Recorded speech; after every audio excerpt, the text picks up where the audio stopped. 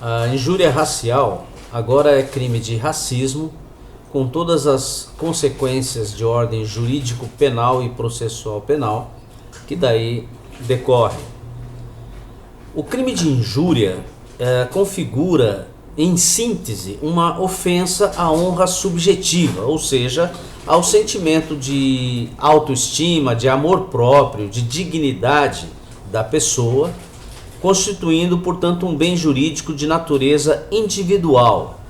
e que pode ser cometido de várias formas, como por palavras, por escritos, gestos, símbolos e etc., que sejam capazes de impor vexame, de demonstrar menosprezo, de humilhar a vítima. O artigo 140 do Código Penal tipifica o delito de injúria e o seu parágrafo 3º previa, até o advento recente da Lei 14.532 de 2023, como hipótese de injúria qualificada, punida, portanto, mais severamente, 1 a 3 anos de reclusão e multa, quando a ação do agente consistisse na utilização de elementos referentes à raça, cor, etnia, religião, origem nacional ou a condição de pessoa idosa ou portadora de deficiência. Portanto, tipificando como forma de injúria qualificada a injúria discriminatória como gênero, da qual é a espécie a injúria racial. Antes dessa lei 14.532 de 2023, a doutrina sempre fez distinção entre o delito de injúria racial, tido como crime contra a honra, bem jurídico de caráter individual, consistente em ofensas à autoestima de pessoa ou pessoas determinadas e dirigidas direta e especificamente a estas, distinguindo-a daqueles crimes de racismo tipificados na Lei 7716 de 1989. Estes últimos crimes, os de racismo, sempre foram entendidos pela doutrina majoritária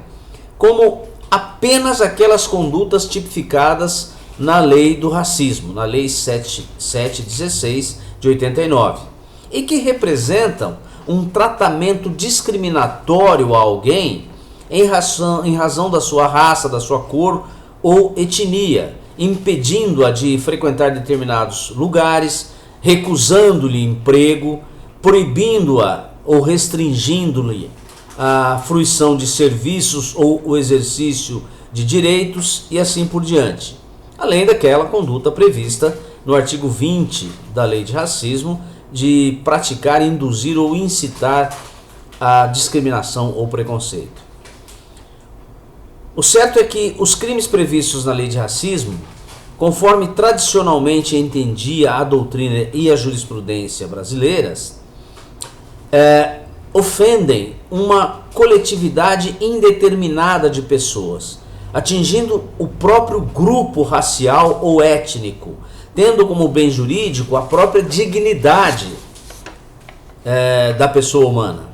diferente da injúria racial, que atenta contra bem jurídico individual e personalíssimo, ou seja, a honra subjetiva, como a gente já falou antes. Com a nova legislação, o quadro se modifica profundamente. A Lei 14.532 de 2023 introduziu a um só tempo alterações no parágrafo 3º do artigo 140 do Código Penal, suprimindo de sua redação as referências à raça, cor, etnia e procedência nacional, e introduziu um artigo 2º-A na Lei do Racismo, incluindo dentre os crimes de racismo a injúria, que até então constituía mero delito contra a honra, tipificando a ação de injuriar alguém, ofendendo-lhe a dignidade ou decoro, em razão de raça, cor, etnia ou procedência nacional, e combinando pena de 2 a 5 anos de reclusão, mais grave, portanto, do que aquela que previa no Código Penal, criou mais um crime de racismo, mais uma forma de crime de racismo. Com essas alterações, o legislador da recente lei de 2023, ele substituiu o próprio bem jurídico de tutela do crime de injúria racial. Em lugar da honra de natureza pessoal, passou à tutela de toda uma coletividade de pessoas indeterminadas e pertencentes e identificadas por integrarem uma mesma etnia, raça, cor de pele ou procedência geográfica. Portanto, uma proteção de cunho supraindividual, uma escolha por um bem jurídico principal de tutela na própria dignidade da pessoa humana, na sua concepção universal e coletiva. E além disso, trazendo a tipificação da injúria racial para o bojo da lei do racismo, o legislador afastou quaisquer dúvidas a respeito de tal conduta configurar espécie de crime racial. Nesse ponto, inclusive, o legislador já se harmoniza com o entendimento recentemente abraçado pelo Supremo Tribunal Federal, em julgamento de que foi relator o ministro Edson Fachin, quando prevaleceu o entendimento de que a injúria racial está alcançada pela norma do artigo 5º, inciso 42 da Constituição Federal, que exige tão somente que a prática do racismo seja tipificada em lei, sem que isso signifique que esteja restrita às hipóteses de uma única lei, qual seja a Lei 7716 de 89. Esse julgado do STF decidiu com acerto, que não é possível dissociar na injúria racial o ofendido da sua própria condição étnica ou racial, que é justamente o elemento empregado pelo agente para a formulação da ofensa. Como bem pontuado pelo relator Edson Fachin, a distinção nesse caso é uma operação impossível. Por quê? Porque se apenas se concebe um sujeito como vítima da injúria racial, se ele se amoldar aos estereótipos e estigmas forjados contra o grupo ao qual ele pertence. Correto tal entendimento, porque a rigor na injúria racial não há mesmo como separar o indivíduo da cor da sua pele ou da sua condição étnica ou racial, já que a ofensa tem como mote justamente o seu pertencimento a determinado grupo classificado negativamente em razão desses elementos. Veja bem, preconceito racial, como o próprio nome sugere, é um conceito previamente estabelecido, sem nenhum fundamento a não ser uma convicção dogmática, aleatória, sem amparo científico, de que exista uma diferença entre seres humanos a partir de critérios como a cor da pele, origem geográfica ou etnia próprias de um grupo ou coletividade, e que são preconcebidos como menos capazes ou menos valorosos em razão disso. E a partir desse preconceito é que se formulam e que se direcionam as atitudes criminosamente racistas, sejam elas representadas por ofensas pessoais, como, por exemplo, o xingamento de uma pessoa preta com o designativo de macaco, como é infelizmente muito comum, ou a censura a um comportamento individual de uma pessoa de determinada raça ou etnia, com expressões do tipo, só podia ser judeu. E, às vezes, também representadas por atos discriminatórios, restritivos ou impeditivos do exercício de direitos, como, por exemplo, a proibição de acesso de pessoas de determinada cor ou etnia a um edifício pelo elevador social. Portanto,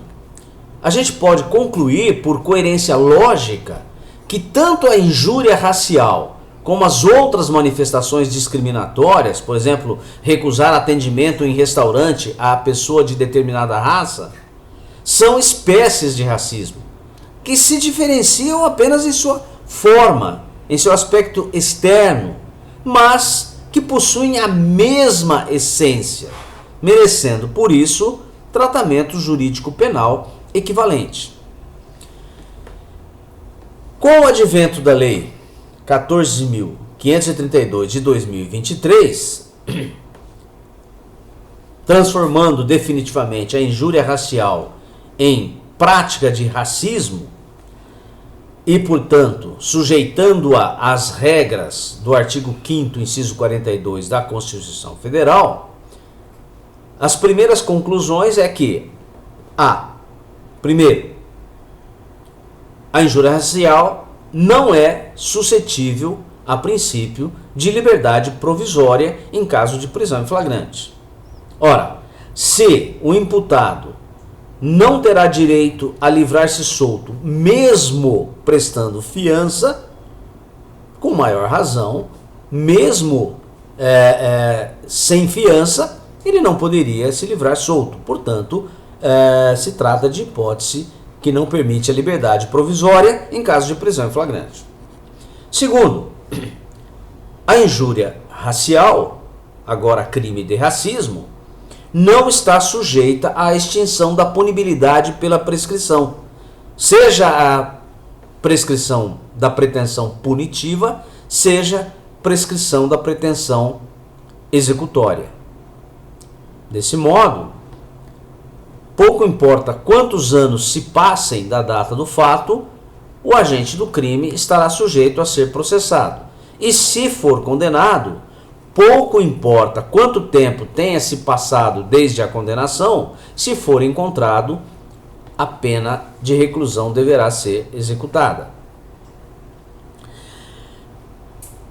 Além disso, com o deslocamento da conduta típica do Código Penal para o bojo da lei do racismo, da lei 7716 de 89, a ação penal correspondente deixa de ser condicionada à representação do ofendido e passa a ser ação pública incondicionada, porque já não é mais aplicável a regra do artigo 145, parágrafo único do Código Penal. Portanto, poderá o Ministério Público exercer a ação penal, como ocorre em qualquer outro crime de racismo, independente da manifestação do ofendido. Por fim, o tratamento mais severo conferido pela Lei 14.532 de 2023 implica, além das penas mais severas, de 2 a 5 anos de reclusão, implicam, primeiro, a impossibilidade da proposta de suspensão condicional do processo com base no artigo 89 da Lei 9.099 de 95, que é limitada aos crimes cuja pena mínima não exceda de 1 ano, embora seja ainda possível o acordo de não persecução penal previsto no artigo 28A do Código de Processo Penal, e possibilita a prisão preventiva, ainda que o imputado seja primário, já que a pena máxima em abstrato supera os 4 anos a que se refere o artigo 313, inciso 1 do Código de Processo Penal. Por fim, não pode deixar de ser observado que, sem embargo dos bons propósitos do legislador, a Lei 14.532 de 2023 é passível de críticas, muitas críticas, algumas por excesso. Por exemplo, ao introduzir na lei do racismo, artigo 20A, instituindo uma causa especial de aumento de 1/3 até a metade da pena, quando, conforme descrito no artigo, ocorrerem em contexto ou com o intuito de descontração, diversão ou recreação, o legislador, numa interpretação literal, proibiu, por exemplo, até aquelas piadinhas de português, aquelas inocentes piadinhas ditas em família, e aquelas piadas contadas em shows de stand-up, por exemplo, que me parece um pouco de exagero e pode ser questionada à luz do direito constitucional à liberdade de expressão.